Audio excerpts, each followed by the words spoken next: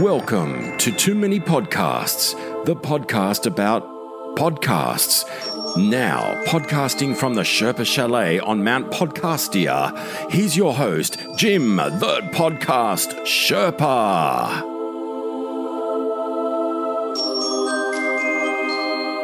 Hey there, all you rebels of the Sherpalution.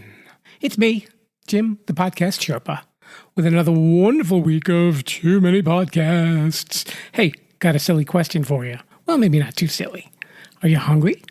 You're probably sitting at your desk right now, maybe driving in your car, or maybe you've got this on the speaker through your Alexa speakers. Well, are you hungry for some chocolate? Are you hungry to win some chocolate? It's time to remind you of the Too Many Podcasts, Perfection Chocolates. There will be chocolate giveaway. That's right. All you need to do is go on Instagram. If you've got an Instagram account, fantastic. You're already in the right place. Here's what you do. Listen to the show. You're doing that already, right? Okay. Step one, check. So make a screenshot of my little logo, the one with the mountains, and it says Too Many Podcasts. And what you want to do is go on Instagram, and you want to tag the show, and our handle is at Too Many Podcasts with the number 2, not the word TOO. And you also want to tag at Chocolate Johnny and at Perfection Chocolates. And finally, you want to tag a friend because, you might want that chocolate to be shared with somebody, right? And, you got a special friend who likes chocolates. That's always a good plus for you guys. So anyway, if you do that, you can win $30 worth of specialty chocolate, courtesy of Perfection Chocolates in Sydney, Australia. Have you ever eaten Australian chocolates? I'll bet you it's delicious. I've been hearing on the news that the powers that be are working to ban the spam phone calls, the ones that you get on your cell phone and it looks like it's a local call, but it's not, or all these people telling you about your student loan or car warranties or whatever other garbage that they're trying to sell you. Well, that's great when they get rid of that, but they can't get rid of me telling you it's a theme week. It's theme week. It's theme week. It's theme week. This week's theme, you may ask? You did ask, right? I thought I heard something. It was you asking. Okay, but I'll tell you. This week's theme is invention, and I've got just the guest with the right podcast and the right stories who'll help us. So if you've been thinking about inventing something, this is the podcast you want to listen to. His podcast has been called a go-to guide for the budding inventor. Really, I didn't make that up. That's what it really says there. But before we meet today's guest, let me put on my radio voice for a second. Hey there, guys and gals. Today's podcast is brought to you by Audible. You can get a free audiobook download and a 30-day free trial at www.audibletrial.com/Sherpa. Over 180,000 titles to choose from for your iPhone, Android, Kindle, or MP3 player. Hey, Audible.com. Thank you very much. Who's our guest today, Sherpa? Bruce, I'm so glad you asked. Our guest today is the host of Invention Stories, and his name is Robert Baer. Let's head on down to the conference room. This is 6 words that we've all probably said at some point in our lives. Why didn't I think of that? Right? I'm sure you probably see these ads on TV when someone's got this great new product. Oh, why didn't I think of that? Infomercials, we see Shark Tank on TV, and people with simple ideas, and we just say, why didn't I think of that? So keep that thought in your mind while I talk to today's guest, because he gets to interview people who thought of that. And the name of his podcast is Invention Stories. So let's say a nice Sherpa welcome to Mr. Robert Baer. Welcome to the podcast, Robert. Thank you, Jim. Great to be here. Great to have you. Why don't you start off and tell us a little bit about yourself? Well, my name is Robert Baer. I'm the host of the Invention Stories podcast, and I'm the owner of InventionStories.com. I've been interviewing inventors for about 10 years. I've interviewed about 400 of them, and just excited to be on your show. That's great. Now, did you ever become an inventor? Did you ever have any inventions yourself? Oh, yeah. I'm a failed inventor, and so I did. I had a pair of glasses. I always wondered why you couldn't just take the arms off the glasses.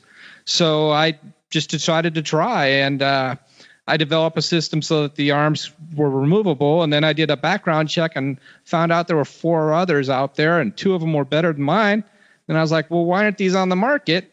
So I read the Inventor's Bible by Ron Dosey, and I found out that 98% of inventors are failures. They don't even make their money back. And as a finance guy and with a background in finance and understanding numbers and odds, that's 1 in 50. That's pretty terrible odds. So I thought to increase my odds, what I would do is try to really understand the invention process from beginning to end. And what better way to do that than to read or learn about the invention stories from inventors. Right. Did you notice, you said you've spoken to over 400 inventors. Did you kind of see a common thread when you spoke to them, like certain characteristics that they had as inventors?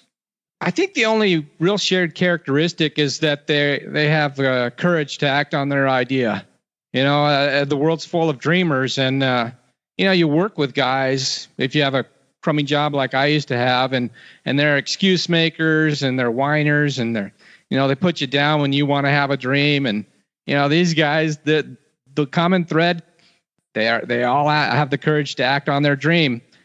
The inventors, they're not just Doc Brown from Back to the Future. They're your next door neighbor. You're super bright guys. They're older women. They're young girls. Every different background all over the world. Did you have any special favorite guests on your show? Well, I think there are special guests that really, I think there are some that were really special because of their story and who they are. Like, for example, I always use Russie Coy-Jones. She has both Parkinson's disease and she has cancer. And when you listen to her story, she actually invented her Relialite because she was taking care of her father who had COPD. And I'm like, wow. Okay, first of all, if I have cancer or if I have Parkinson's disease, I'd probably be giving up on life, or just doing, I don't know what I'd be doing, but I wouldn't be just continuing. And so if you're an excuse maker, if you're somebody needs inspiration, listen to episode 73 with Russie Coy-Jones. Yeah, so she knew how to take a bad situation and improve on that. I was going to say, yeah, usually that's, people have this experience and it's that experience, out of that experience, they get their aha moment. Some people just have it while looking at something or taking a shower or driving, but other people, wow, I needed to find something. So either I created a rough prototype to make that work or whatever it is, but it all comes from a lot of different ways, and almost like no two are alike. But if you're talking about actual inventions that I love, boy, I can tell you, I've interviewed some that I absolutely love. You want to talk about a few of them? Well, let me start with the first one. The eSight readers, episode 50. He invented, his sisters are both legally blind. That means legally they can't read the E on the top of our eye chart. Okay. Well, he's super brilliant. He's from Canada, and he uses augmented and virtual reality to create some glasses that allow most people who are legally blind to see. So you put them on, and for like somebody who's never seen in their life, they can see for the first time. And blindness has been around since the beginning of time.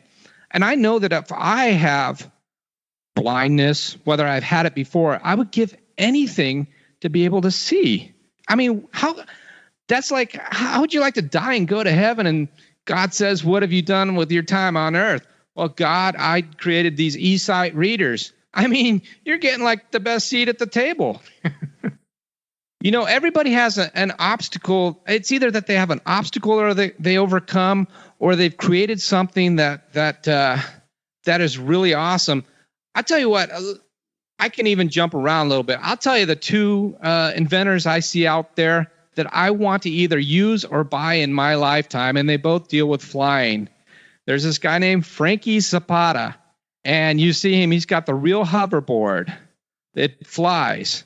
And he's flying right now over the English Channel. He didn't make it the first time, but he's trying a second time. And so literally, it's like a hoverboard. You stand in it, and you can fly. Who hasn't dreamt of flying? I've been dreaming of flying since I was a little kid. And then there's another one, Richard. I can't think of his last name, but he's with Gravity. I don't want to mess up I think it's Browning, Richard Browning of Gravity.co. And he's got a suit, and the suits each have rockets in their hands. And he's got like 3 other rockets on his body on the suit, and he can literally fly around in the air with that as well. Now, whether I'm on the real hoverboard or I'm in a flying suit, I want to fly. And I get it that airspace is like, controlled by the FAA. But I'll tell you what, if I'm the first one, I'm volunteering. I will fly up right down Hollywood Boulevard with everybody with their cameras taking pictures of me. I'll take the ticket. I'll go to jail, but I want to fly. I don't blame you. You're probably not alone with that thought. I don't think so. So, because you've talked to so many, and we see these ads online and on TV, do you have an invention? Come with us. Not a good idea, right? Terrible idea. Terrible. Yeah, I'm not going to name names, but you've got to do your research. Go into any kind of Facebook group and ask around. No, these people are terrible. There's people and company out there ripping off the inventors every day, and nothing ever happens to them. They're just absolute con men, and it's disgusting. It truly is. Because here's how I see the inventor. The inventor, forget the American dream. The inventor is like the world dreamer, and we're all the same everywhere. We have a dream. We have an idea. And rather than work at a crummy job that we don't like, or maybe we can't even find a job, we're kind of trying to create our own life, doing something that we can sink our teeth into every single day. And so with the odds stacked against you, with a 98% failure rate as a rule, in addition to, you being able to fail, you've got these con men who just soak inventors. And I've heard story after story in a lot of different ways. And yes, there are these big invention marketing companies that are ripping them off, but there are also some lawyers that do it. I interviewed Jessica Haynes with a socket saver. I love the socket saver. The socket saver is if you have loose wall sockets, you can put your socket in. Mm-hmm. And so if you have an old house, your plugs don't fall out. It's brilliant. I've used them. And she had somebody kept telling them, we need a little bit more money. We're still waiting. She spent over $20,000, never got anything. And I hear story after story of these marketing companies that you see on TV that just absolutely hold the inventors hostage. And it's disgusting. It's terrible. Nothing ever happens to them either. Maybe they'll get they'll get a slap on the wrist or whatever, but it continues. I'll tell you the one that I did like the most is Josh Malone, Bunch of Balloons. Have you seen Bunch of Balloons? They're everywhere now, and he's becoming really rich. Well, I interviewed him on episode 79, and he created a device that you essentially can blow up up to 100 balloons at once, water balloons. It's like brilliant. And everywhere I go, I see him. I see him at Walmart, Costco, and whatever. They're everywhere now, but he had some company that ripped off his idea. He had the patents for it, and he had to fight him in court. And they've got some system with the court it's with a patent office. It's called the PTAB, and the PTAB it's essentially short for how to screw the inventor out of his patent. You can just if you don't like a patent, you can challenge it. And so if you can find a little flaw into the patent, they can just take away your patent. And that's what these big corporations do. These big corporations like Google and Facebook, they're not your friend. They're not the inventor's friend. Anybody who's massive is not your friend. They're don't kid yourself. And that's why lately I'm really kind of more interested in the licensing route. I think, Because let's say you have a patent and somebody infringes on your patent. They copy your idea. What are you going to do about it? You got the deep pockets to fight them in court? I guess a lot of people, especially the big companies, they have like the intellectual property departments where they have a bunch of lawyers who can basically say, well, this is our creation and, you're infringing on that. And can a lot of inventors really do that, or that's more money out of pocket? It's more money out of your pocket. I mean, that's, first of all, you have to, and you can do it. You can write your own patent yourself, but once it's issued, if somebody infringes on it, and they do it all the time with things that are successful. If you can send a cease and desist order to them, and sometimes that works, but other times it doesn't. But really, unless you're willing to spend a couple $100,000 in legal fees, you're going to lose. And if you're, fighting some big corporation, they got deep pockets to string you along until they're done selling whatever it is of yours. So I kind of like the first to market strategy. You got something, bypass the patent process, just build it, manufacture it, produce it, whatever, get it out there in the market and sell it. Or I believe in licensing it. If you have an idea, get yourself a provisional license, about $150. You write it up. It's good for 1 year. Shop it around to the potential licensors and see if you can make a deal. If you can't get a deal within 1 year, you're probably wasn't that good of an idea, at least for them, or maybe you were not very good at convincing them. So who are the people that you should be dealing with if you were trying to sell your invention? Well, it depends on who's interested in who does something similar. I mean, actually, that's the first question that you should ask, depending on what your idea is. Okay. Now, I interviewed a gentleman named Alan Beckley on the last episode, 87, and he actually invented the Wonder Wallet. He not only manufactured and produced the Wonder Wallet, but he also put it on QVC, Home Shopping Network. He sold lots of it, but he ended up licensing it to a big company, and they ended up selling $30 million in wallets. And he got a little commission off that. He didn't get super rich, but he developed a system where, like, it's for less than $500. He kind of gives you an overview. He conducts a free webinar every Thursday, and you can go to alanbeckley.com/licensing. And essentially, he gives a real overview of what the process is like. And then if you want to, he'll even answer your questions at the end of it. I've gone twice.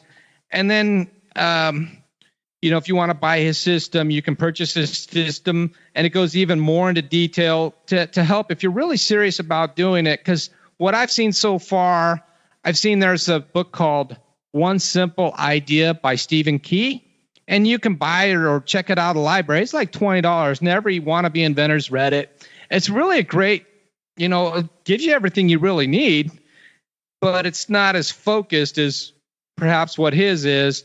And then at the other end of the spectrum, you have like InventRight, which seems to have a lot of successes, but it's costing quite a bit more. So, anyway. Okay. So let's say I was a budding inventor and I came up with something. What do you think are some of the things that I should have before I even want to start launching my product? Well, I know that you have a shameless self-promotion segment, but the first thing I'd do is I would listen to the Invention Stories podcast. I got to get it in here early, but there's, for example, Forbes Riley. Forbes Riley sold over $2 billion worth of goods. You might know Forbes Riley from infomercials. She's done the Spin Gym, and she was actually the first person that I interviewed. And she's super successful. I was so scared when I was interviewing her because it was my first, I hope this thing's working.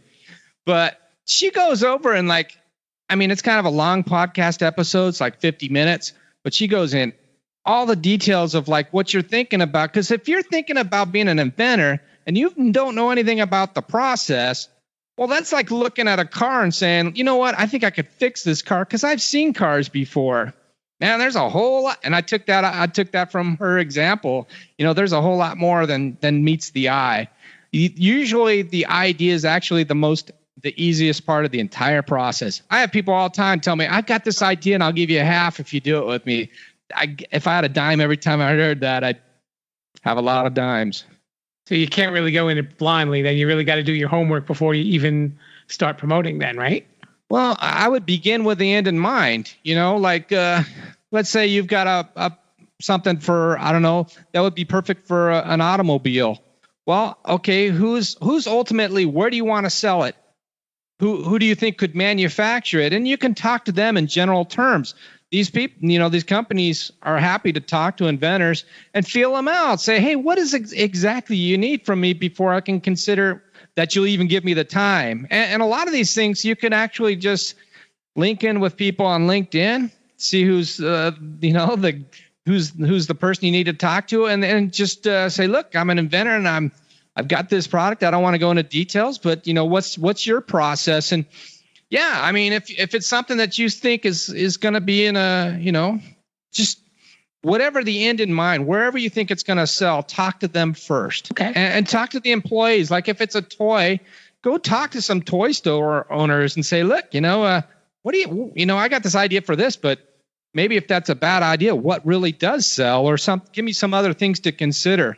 There's lots of great books to read. There's lots of videos you can watch. But like I said, I think the best place to start is with, the Invention Stories podcast. Why not? Well, because my goal is always to have, like what you're doing is you have a wide arrangement of people who've invented all kinds of things. And hopefully somebody who's got an idea has one that's very similar to what that person's done. And so that person, when I'm asking them, I'm saying, hey, what was a good use of your time? What was a bad use of your time? What was the biggest obstacle? These all give you things to think about. I mean, if there's one thing that you want to be sure of initially, is to have more money than you think you could possibly ever need to bring it to the market, because it probably won't be enough. Wow. So what do you think it attributes to the high failure rate for inventors? Oh, that's one of the easier questions that I think that you can ask. And that's because you have to be at least proficient, if not an expert, at wearing a lot of different hats. If I talked to one guy, and he was actually one of the people who made the glasses where the arms were removable. And I contacted him and he said, call me. And I said, well, what happened? And he said, well, my brother-in-law became a coke addict. He just took they were a partnership, and it didn't work because he took all the money and tooted it, and so there's a lot of different reasons. Sometimes your skill set's not in sales. It breaks people's hearts to hear no. And sometimes you get 3 or 4 no's, but that could be it. And sometimes one, or, there's just a lot of different areas where it can go wrong. One of the things I always worry about, and I would worry about if I were an inventor, is to invent something that's going to be obsolete. I mean, just absolutely bypassed. Absolutely. I was looking at this guy. He's like, I have this tin for its tobacco tin. And I'm like, tobacco tin? I'm in California. First of all, I don't even see anybody smoking cigarettes here. And if if it's anything, it'd be a weed container, something for cannabis. Okay, but what's so specific about this that really drives a need for it? I mean, what is it that people can't live without? Why is that? Why is it awesome? And it looked really lame. I just think there's times where people just don't get it. And, but then there's times maybe I'm just the one who's not getting it. I've been wrong. I think sometimes I see something, I think, wow, that's incredible. That's going to be awesome. And then I never hear or see it again. And then other times, well, you saw the Snuggie. I thought the Snuggie was silly. And the Snuggie sold millions and millions. So who knows? Let the market tell you what wins and what loses. It's very true. I'll tell you a funny story. When I was a kid, I remember hanging out with my friend in his backyard, and he had Frisbees. And we were throwing them back and forth, and he laid out 2 garbage pails, and we were just trying to throw the Frisbees in the garbage pail. Now, flash forward, like, say, 20, 25 years, there's a game out called Can Jam, which involves throwing Frisbees into a pail. That's awesome. That's awesome. No, and it can be something that's simple and catchy, something they think is silly. sometimes there's real sophisticated things as well. My most downloaded episode was for cannadips. And essentially, this guy was growing weed in California when it was illegal, right? And or cannabis, sorry, in California when it was illegal. And then it's become legal, and he's gone through the process. But essentially, it's kind of like chewing tobacco. And there's a system, I guess somehow he figured out a way that you can put a dip in and you can enjoy the chew while you're getting high, right? But it's different. It acts different. First of all, if you smoke anything, it's really hard for your lungs because you're inhaling the actual smoke. I would never say to anybody smoke anything at any time. But that being said, if you're going to consume cannabis, you'd rather do it in a different manner. So most people do is they'll use edibles. But here's what's wrong with edibles. It takes like an hour to 2 hours to work, right? So this guy's got it so it takes like 15 minutes. But the entire... I can't really figure out why his episode's so popular, but essentially he says that the regulation is just actually bankrupting a lot of people in California because it's just absurd, right? But then he also has a version that has CBD in it, and there's no regulation for CBD, none. And so they're making piles of it, and they're just like they're outsourcing it. They're actually having it done like in Las Vegas. It's being manufactured using their technology, but it's like, wow, you start, and it's a gold mine, and that's how sometimes the stories are. They're going down this path in one way, and then all of a sudden it has a better use for somewhere else, or something happens, and it's just like the world opens up to them. That's what I love about the invention story. You don't know where it's going, and it's amazing. But what was disheartening? I'll give you one of the things that was disheartening. And I just interviewed this woman, and she has a product. I won't say which one it is. And she had a great interview, and she's fun loving, and she's saying she's got it in this place and that place, and she's doing real well.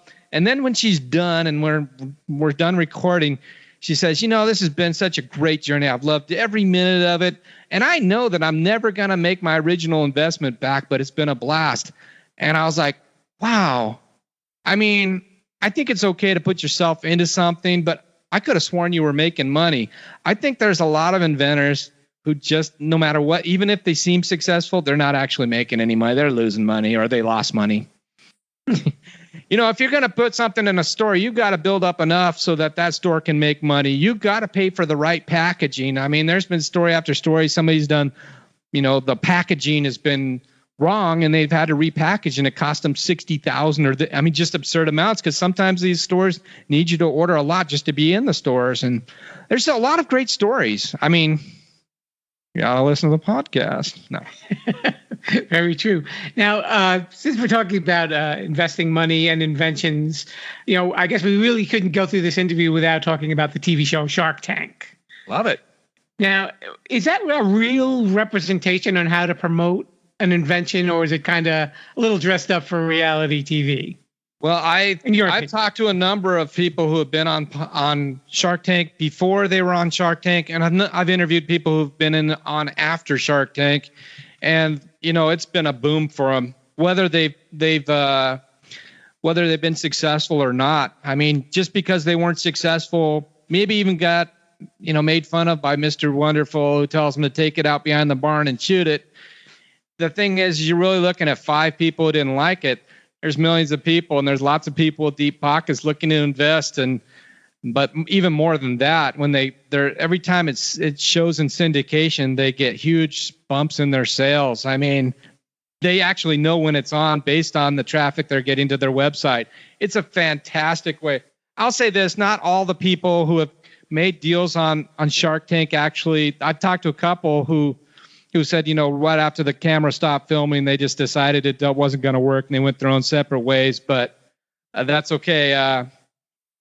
It's a great format. And if you're an inventor, if you're an entrepreneur, and you can get yourself on Shark Tank, do it.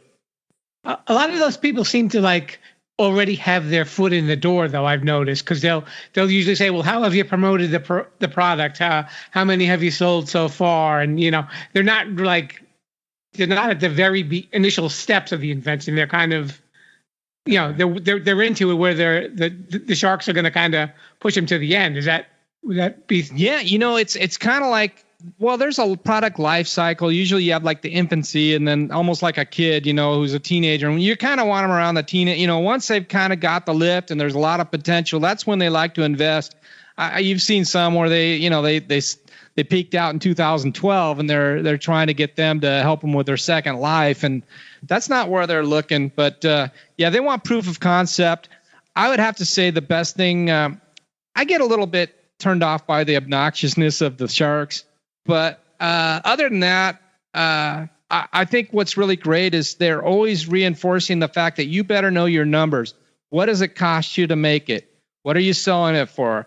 What are your margins? What's the shipping? In and out. How long is it going to take to get there? And so I think it's a really valuable. I think it's also great because it inspires people who are watching to create or invent or become an entrepreneur instead of using drugs or being destructive and, tearing up the household or stealing or whatever. I'm always trying to encourage, the younger generation. Hey, you know what? I know you're bored because you got everything at on your fingertips with your cell phones that can answer questions that you don't even have to actually type in anymore. But, I don't know how we're going to inspire these kids, but maybe, they watch shows like Shark Tank. Maybe that'll do it. Maybe they'll listen to the Invention Stories podcast. Maybe they'll see somebody who's inventing and that'll inspire them. I love it when like a parent creates or invents with their child. I think that's a beautiful thing because even if they fail, they had that time and that may be the most special time that they both have in their lives and they'll always have that forever. And you never know the effect that you're going to have on somebody, but the effect it's going to be if you don't do something, So if you're an inventor, you got to try. Go for it. You were talking about just don't mortgage the house. Yeah, okay. You were talking about obsolescence before. Yeah. And with today's technology, I guess an inventor also has to really be very mindful of that, right? They can come up with something and, there's already an app on someone's phone that can do that and faster and better. Yeah, they're doing it for free. I mean, just ask the Encyclopedia Britannica. But yeah, absolutely. Or somebody else could come up with something better. When I was looking for a website that would share the invention stories, I kept thinking in my head, I wrote them down. What is the best name for invention stories? Okay, you got inventionstories.com. Inventors Stories? No, that's 2 S's in a row. You know what? I can't think of a second one. I'm not even worried that somebody could come up with a better name than the inventionstories.com. It's or inventionstories.com. And I think I don't know, if you're going to spend that kind of dough and that kind of money and it's going to take that long and consume that much of your life and you're going to sacrifice this and that, you better be sure that somebody else is going to come by and or something's going to come by and make it render it obsolete, because I've seen that. I've seen somebody create something and then watch something that's even better. And I'm like, I don't have the heart to tell you, buddy, but you need to, I don't know, sell what you got and move on. Time to cut the losses, right? Yeah. I mean, there's lots of fun ones. I did one, create a castle.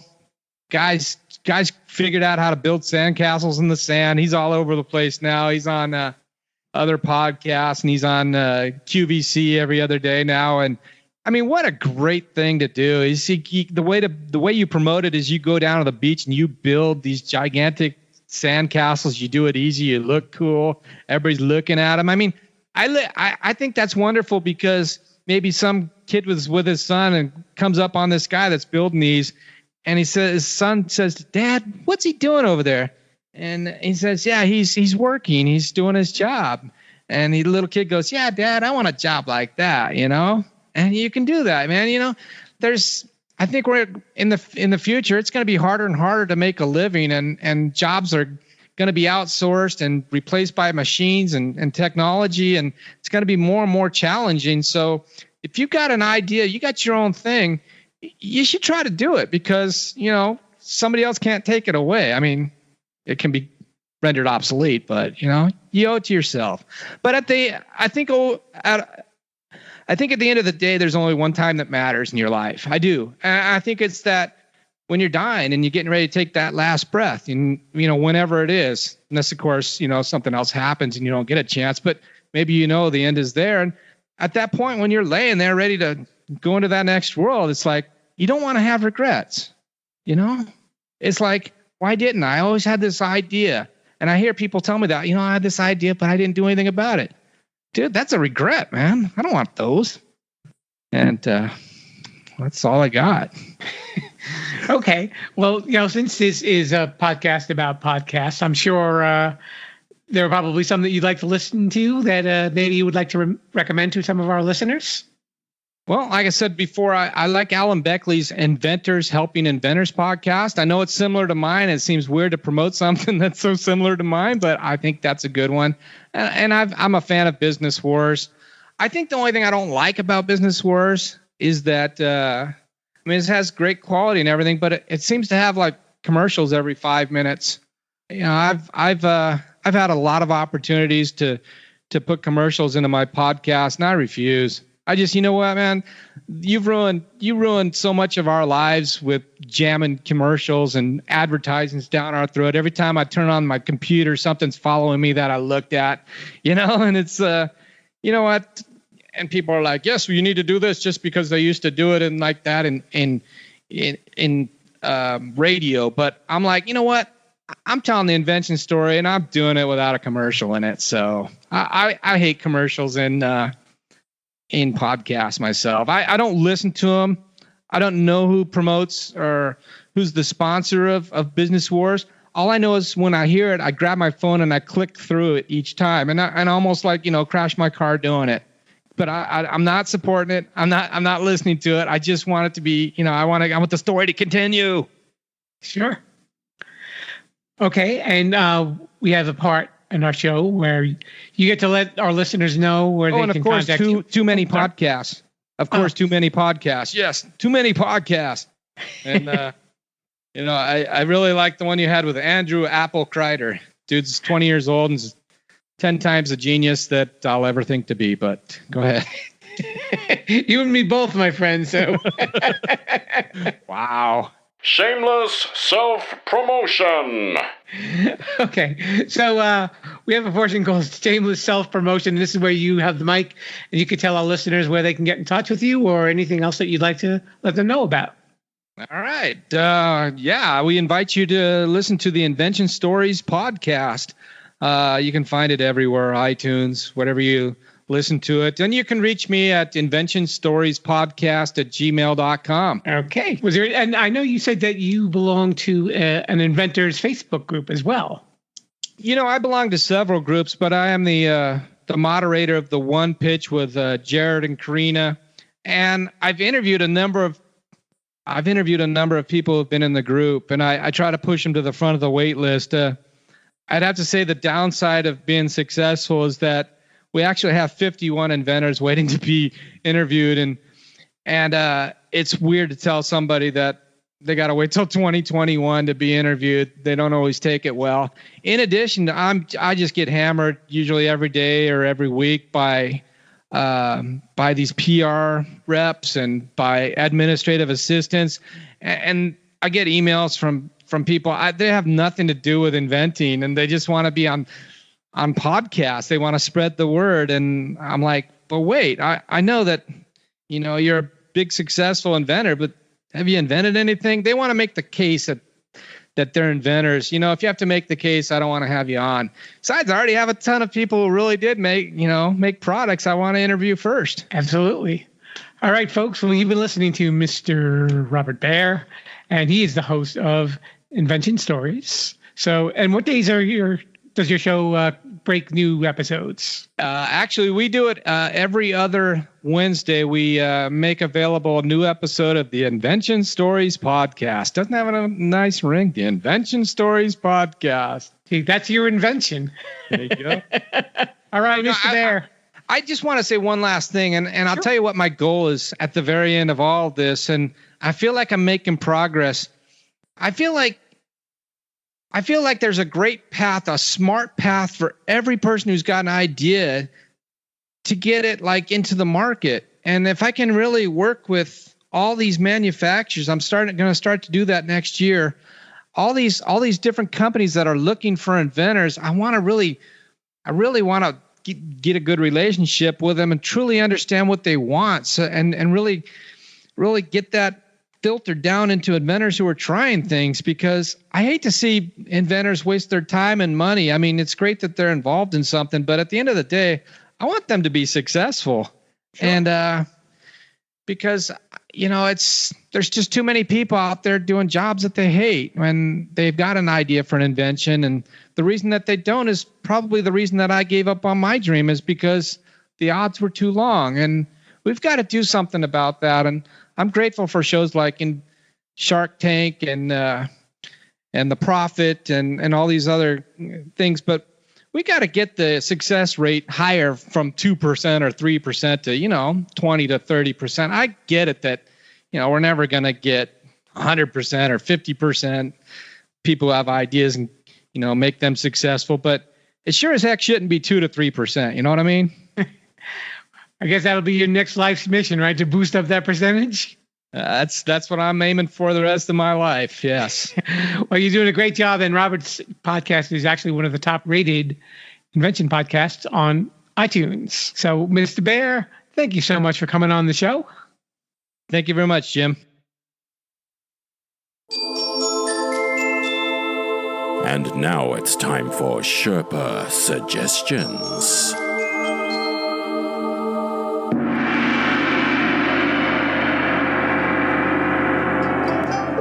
If you like Robert's podcast, it's a great place to start.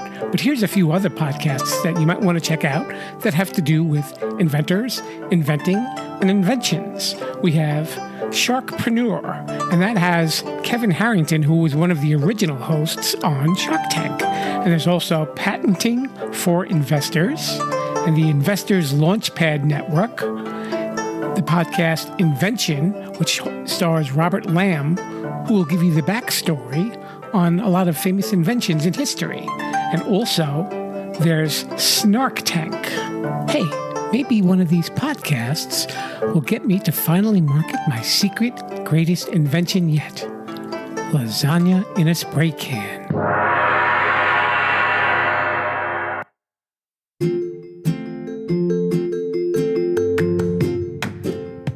Hey, thanks so much for dropping by the Sherpa Chalet and listening to Too Many Podcasts. You can listen to the show on just about every podcast app that's around. You can listen to us on Apple Podcasts or Google Podcasts or Spotify. And if you're listening to TuneIn, you can hear this show through an Alexa speaker. And also, if you're listening to this show through Podcoin, you can actually earn a little bit of money while you're listening to podcasts. Wow, so many choices. And a special thanks to Robert Bear for coming by today and filling us in about inventions. Be sure to check out his podcast, Invention Stories. And don't forget, you can follow me on Facebook or Twitter or Instagram. Hope you guys have a great week. And until next time, like we Sherpas like to say, wonder if Bruce can invent an elevator that'll go down this mountain. Well, in the meantime, Bruce, please show them the door. Bye, everybody.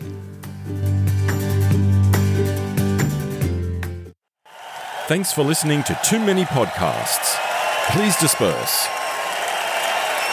You can go home now. I said you can go home now. Viva la Sherpalition. Viva la Sherpalition. Oh. Yeah, I'll come back now, you hear?